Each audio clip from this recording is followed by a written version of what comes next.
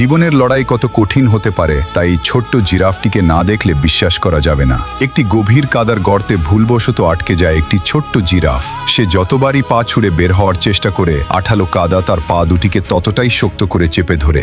দীর্ঘ সময় প্রাণপণ লড়াইয়ের পর সে পুরোপুরি ক্লান্ত হয়ে পড়ে এবং অসহায় হয়ে কাদাতেই শুয়ে পড়ে। তার মা অনেকক্ষণ ধরে তাকে উদ্ধারের চেষ্টা করে কিন্তু কোনো উপায় না দেখে অবশেষে দলের সাথে সামনের দিকে এগিয়ে যায়। মাকে দূরে চলে যেতে দেখে ছোট্ট জিরাফটির মনে তীব্র ভয় আর একা থাকার কষ্ট চেপে বসে। সে আবারও ওঠার চেষ্টা করে কিন্তু আবারও ব্যর্থ হয়। ক্লান্ত হলেও সে কিন্তু হাল ছাড়েনি। ঘাড় উঁচু করে নিজের সবটুকু শক্তি একত্র করে সে এক জোরালো লাফ দেয় আর অলৌকিকভাবে কাদার গভীর অংশ থেকে কিছুটা উঠে আসে। তবে ভারসাম্য হারিয়ে সে আবারও মাটিতে আছড়ে পড়ে। হাঁপাতে হাঁপাতে সেখানেই শুয়ে শক্তি সঞ্চয় করতে থাকে সে। মাথা তুলে দূরে তাকাতেই দেখে ততক্ষণে তার মায়ের ছায়া ময়দানের প্রান্তে একটা ছোট বিন্দুর মতো হয়ে গেছে। ঠিক তখনই তার ভেতরে বেঁচে থাকার এক অদম্য ইচ্ছা জেগে ওঠে। সে আবারও ওঠার চেষ্টা করে কিন্তু নরম মাটি তার শরীরের ভার নিতে পারছিল না। সে জানতো এই অবস্থায় পড়ে থাকলে যে কোনো সময় সিংহ বা বুনো কুকুরের শিকার হতে হবে। ধীরে ধীরে সামনের পায়ে ভর দিয়ে পুরো শক্তিতে লাফ মারল সে।